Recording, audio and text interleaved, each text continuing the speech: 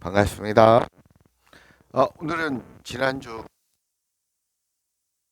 이어서 6장, 마태복음 6장 주기도문에 대해서 살펴봤고, 오늘은 그 뒤에 14절부터 마지막 34절까지 살펴보도록 하겠습니다. 어, 기도는 하나님의 음성을 듣는 것이고, 주님의 말씀을 내 안에 채워가는 것이라고 말씀을 드렸습니다. 그래야만이 내 안의 것들을 태울 수 있고, 쫓아낼 수 있기 때문에 그렇다는 것이죠. 14절부터 15절 그리고 34절, 그러니까 6단락으로 구분해서 15절 같이 보겠습니다. 너희는 사람의 잘못을 용서하면 너희 하늘 아버지께서도 너희 잘못을 용서하시려니와 너희가 사람의 잘못을 용서하지 아니하면 너희 아버지께서도 너희 잘못을 용서하지 아니하시니라 라고 말씀하고 있습니다. 모든 성경은 우리의 외적인, 육적인 그런 모든 환경과 그런 것들을 잣대로 될 것이 아니라 그것을 내 안으로 가지고 와서 내 안의 영적인 상태에 접목을 시켜야 한다는 것입니다. 그래야 진짜 하나님이 원하시는 뜻을 발견할 수 있고 우리가 깨달을 수 있습니다. 우리가 사람을 용서한다라는 것, 이웃을 용서한다라는 것은 외적으로 뭐 그 사람의 과오나 잘못, 실수를 이해하고 용서할 수 있습니다. 그러나 성경이 말하는 용서는 그게 아니라 용서는 누구만 할 수 있습니까? 하나님만 할 수 있습니다. 그렇다면 용서를 어떻게 해야 한다라는 것입니까? 그것은 영적인 용서는 내가 누구를 나를 용서하는 것입니다. 어떻게 함으로써 하나님의 말씀을 진리의 말씀을 나에게 들려줌으로써 내가 그 말씀을 듣고 알고 깨달아 간직하면 되는 것입니다. 그래야 성부 하나님께서 나를 용서하시는 것입니다. 진정한 아버지의 용서가 이루어지는 것이고 그런 상태에서 이웃들도 스스로를 우리의 생명의 복음을 전하는 삶을 그런 모습을 얘기하고 있는 것입니다. 그러니까 내 자신을 스스로 용서하라는 것입니다. 그게 어떻게 해야 됩니까? 제가 말씀드렸지만 진리의 말씀을 듣고 알고 깨달아 간직하면 되는 것입니다. 용서 오직 하나님만이 할 수 있는 것인데 어떻게 해야 되는 것입니까? 을 듣고 깨닫고 간직하는 것. 누구에게? 나 스스로에게, 나에게 진리의 말씀을 들려주는 것.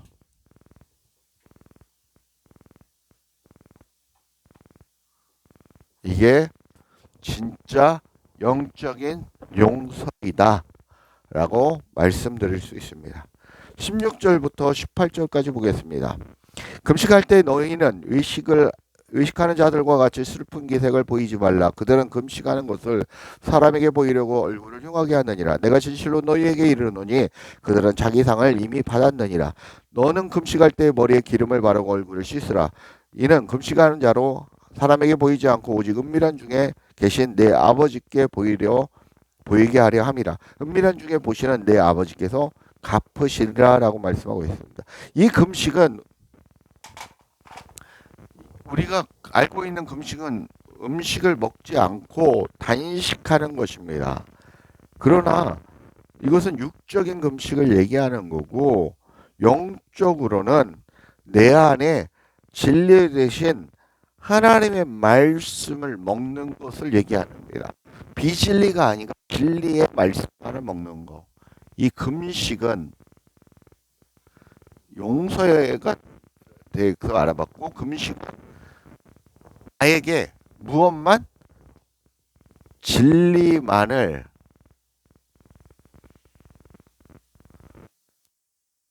한 것이다 라고 이해할 수 있습니다. 비진리는 걸러내는 것입니다. 지난주에도 말씀드렸죠. 생명수에 독극물, 여기 맛있는 생명수가 있습니다. 맛있는 차가 있는데 이것을 이렇게 먹어야 맛있는, 나에게 육적으로 영적으로 도움이 되는데 여기에 독극물을 한 방울 떨어뜨리면 무엇입니까? 독약입니다. 독약. 그죠?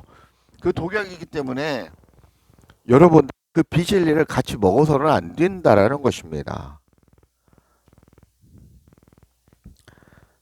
용서와 같이 복음의 말씀을 먹고 그 말씀이 내 안에 있는 비진리의 상태를 태우고 그 말씀이 파쇄하는 성령의 불의 역할을 한다라는 것입니다.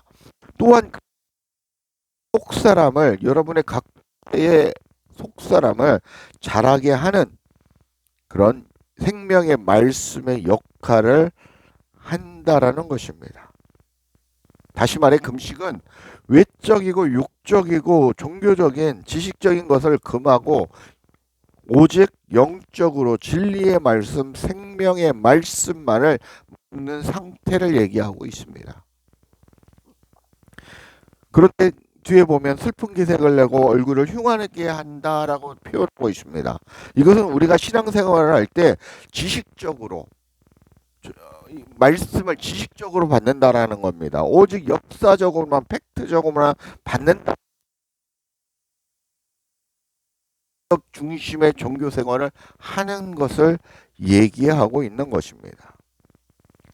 그리스도의 생명을, 그 말씀을 내 안에 간직하고 그 말씀의 성령의 기름 부음으로 내 안에 성전을 채워야 하는 위적이고 전적이고 규례적인 그런 삶을, 영적인 그런 비진리의 삶을 살고 있다라는 것입니다. 그래서 진짜 무엇에 대해서 금식하는 겁니까? 비진리에 대해서 금식을 하는 것입니다. 그게 바로 진짜 금식이라는 것입니다. 그래서 그 진리이신, 생명이신 무엇? 말씀이 내 안에 잘못된 것들을 파쇄하고 나의 잘못된 모습을 깨부순다라는 것입니다. 그리고 나의 속사람을 진리의 말씀으로 영적인 속사람이 자라게 한다라는 것입니다. 그게 말씀의 역사이고 사역입니다. 19절에서 21절을 살펴보겠습니다. 19절에서 너희를 위하여 보물을 땅에 쌓아두지 말라. 거기는 좀과 동록이 해하며 도둑이 구멍을 뚫고 도둑질하느냐. 오직 너희를 위하여 보물을 하늘에 쌓아두라. 거기는 좀이나 등록이 해하지 못하며 도둑이 구멍을 뚫지도 못하고 도둑질도 하지 못하느니라. 내 보물이 있는 그곳에 내 마음도 있느니라. 맞죠? 내 보물, 그 보물, 그리고 우리가 아끼는 그 돈을 쓰는 곳에 내 마음도 쓰고 있지 않습니까? 그러나 성경은 이 보물을 거기에 비유하고 있지 않다라는 것입니다. 이 말씀은 무엇이냐? 진리의 말씀을 육체적이고 종교적이고 교리적으로 말씀을 받아들이는 상태가 보물을 땅에 쌓아두는 것입니다. 그 보물을, 그게 무엇입니까? 그리스도, 진리의 말씀, 성령의 기름 부음, 이걸 보물이라고 표현하고 있습니다. 그 보물을 어디다 쌓아두라고 합니까? 하늘에 쌓아두라고 합니다. 그 하늘이 어디에 있습니까? 내 안에 있다라는 것입니다. 그 진리의 생명을 내 안에 간직하는 것이 보물을 하늘에 쌓아두는 것이라는 것입니다. 이를 그리스도와 내가 하나 된 상태에서 그 성을 쌓아가는 삶을 살아야 하는 것을 말씀하고 있습니다. 그 진리의 말씀인 그 보물을 어디에? 하늘에 쌓아두라는 것입니다. 왜? 거기는 비진리가 범하지 못고 마귀 사탄이 범하지 못하며 어떤 것도 범하지 못한다라는 것입니다. 보물이 있는 곳에 그 마음이 있듯이 여러분이 함께하고 있는데 그 여러분 안에 내 안에 있는 하늘에 쌓아두라는 것입니다. 오늘 성경은 계속해서 연관된 얘기를 하고 있는 것입니다. 다른 얘기를 하는 게 아닙니다. 22절부터 24절을 보겠습니다. 눈은 몸에 등이니 그러므로 내 눈이 성하면 온몸이 밝고 온몸이 어두울 것이니 그러므로 내게 있는 빛이 어두우면 그 어둠이 얼마나 더하겠느냐. 한 사람이 두 주인을 섬기지 못할 것이니 혹 이를 미워하고 저를 여김이라. 너희가 하나님과 정부를 겸하여 섬기지 못하느니라. 눈은 보는 역할을 합니다. 그죠? 보는 역할을 합니다. 그러면 우리는 무엇을 보아야 됩니까? 진리를 제대로 보아야 됩니다. 하나님의 뜻을 제대로 보아야 됩니다. 눈은 보는 기관입니다. 영적인 눈을 로 진리의 말씀을 잘 구별하고 살펴봐야 된다는 것입니다. 그 눈이 진리의 말씀을 받아들이면 귀는 영적인 말씀을 귀로 듣고 깨닫고 알아야 되는 것이고 눈은 진리의 말씀을 구별하고 제대로 볼 줄 알아야 된다라는 것입니다. 그 성령의 기름 부으심이 커져감으로 온몸의 성전이 밝을 것이라고 말씀하고 있습니다. 그러나 그 눈이 성하지 못하면 비진리를 받아들여 어둠에 전이 된다는 것입니다. 여러분의 영적인 상태가 눈의 영적인 상태에 따라서 진리만을 먹느냐 비진리를 먹느냐 이것은 여러분의 눈의 상태에 달려 있다는 것입니다. 그래서 여러분의 영적인 상태에 따라서 진리이신 그리스도를 그 생명을 받아들이든 아니면 재물과 마귀와 사단이 여러분에게 비진리로 들어와 거한다라는 것입니다. 여러분의 눈의 상태에 따라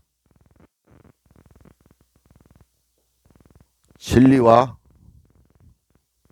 비진리의 상태가 된다는 것입니다. 이게 눈을 비유하고 있는 것입니다. 25절부터 보겠습니다. 그러므로 내가 너에게 목숨을 위하여 무엇을 먹을까 무엇을 마실까 몸을 위하여 무엇을 입을까 염려하지 말라. 목숨이 음식보다 중하지 아니하며 몸이 의복보다 중하지 아니하냐.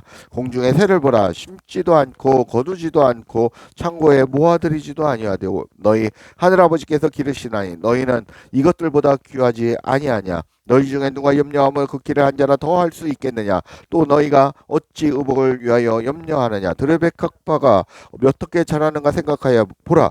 수고도 아니하고 길쌈도 아니하느니라. 그러나 내가 너희에게 말하노니 솔로몬의 모든 영광으로도 입은 것이 이 꽃 하나만 갖지 못하였느니라. 오늘 있다가 내일 아궁이에 던져지는 들풀도 하나님이 이렇게 입히시거든 하물며 너희 일까 보냐. 믿음이 작은 자들아. 그러므로 염려하여 이르기를 무엇을 먹을까 무엇을 마실까 무엇을 입을까 하지 말라. 이는 다 이방인들이 구하는 것이라. 너희 하늘 아버지께서 이 모든 것이 너희에게 있어야 할 줄을 아시느니라 라고 말씀하고 있습니다. 32절까지의 내용은 무엇입니까? 우리의 목숨, 우리의 몸을 위해 무엇이죠? 의식주죠. 의식주. 음식, 의복, 누울 곳, 의식주를 하는 것입니다. 염려할 필요가 없다라는 것입니다. 이것을 어떻게 하라는 것입니다. 어떻게 하라는 것입니까? 모두 하나님께 맡기라는 것입니다. 너희의 염려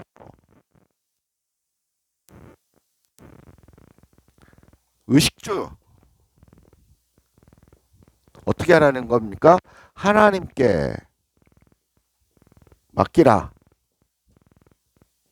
명령하고 계시는 것입니다.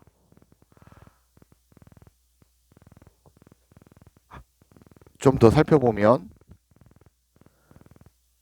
염려할 필요가 없이 모든 것을 하나님께 맡기는 것입니다. 그렇게 사는 것은 이방인들이 구하는 것이라고 합니다. 염려하고 육체에 먹을 것을 따라 구하고 하는 것은 이방인들입니다. 이방인들이 무엇입니까? 우리가 아는 이방인들은 뭐죠? 예수님을 모르고 이단이나 기독교가 아닌 그런 사람들을 이방인으로 생각하고 있습니다. 아닙니다.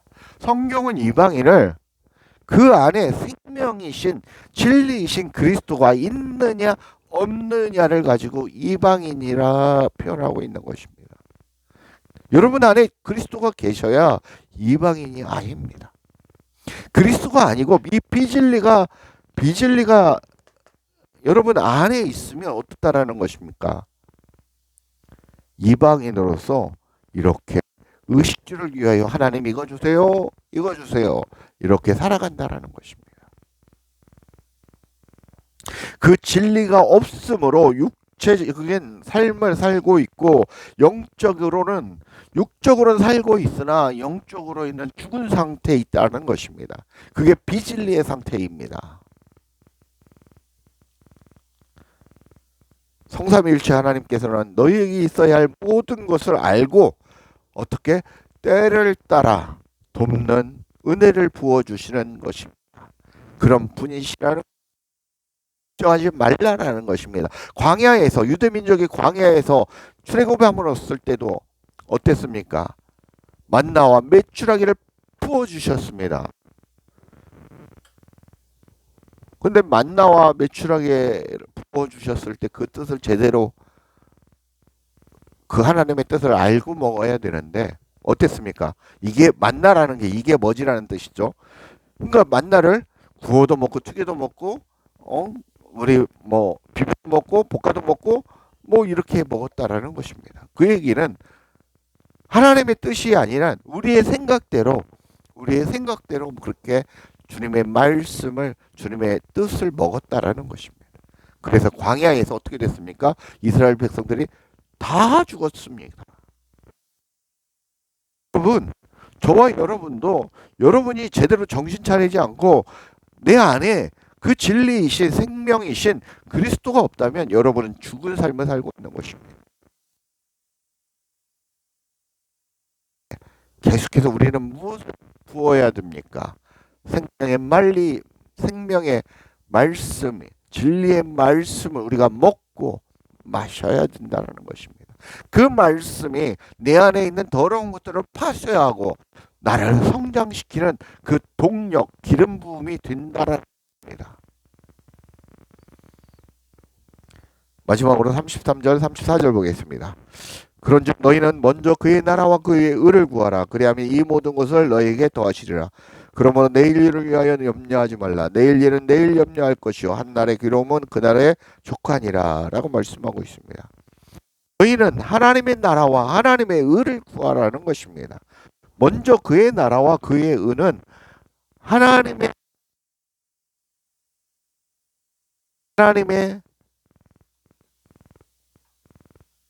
의를 구하라는 것입니다. 결론은 이게 무엇입니까? 하나님의 뜻대로 살아야 된 하나님의 뜻을 알고 그 뜻에 어떻게 해야 된다는 것입니까? 순종하는 삶을 살아야 된다는 것입니다.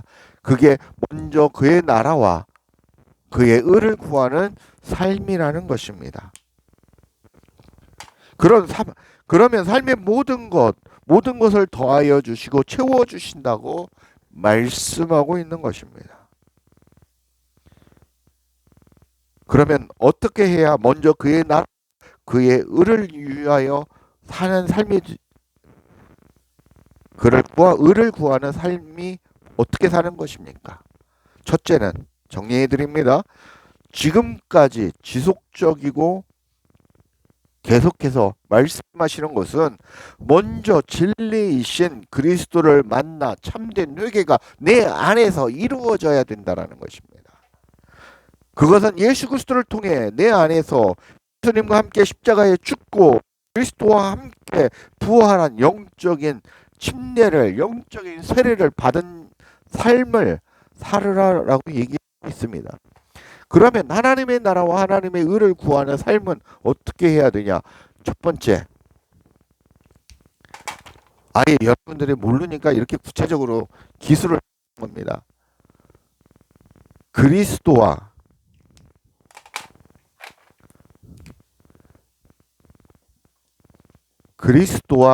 내가, 나라는 존재가 만나는 참된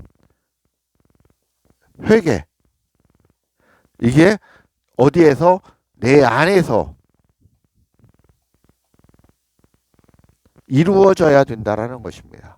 두 번째, 그리스도와 내가 하나라는 상태라면 그 생명의 말씀, 진리의 말씀을 죽는 날까지, 죽는 그날까지 꾸준하게 듣고 알고 깨달아 계속해서 내 마음 땅에 그 진리를 간직하면서 살아가는 하나님의 처소가 되어져 가는 삶을 사는 것입니다. 두 번째, 무엇을? 진리신, 생명이신 말씀을 언제까지? 죽는 그날까지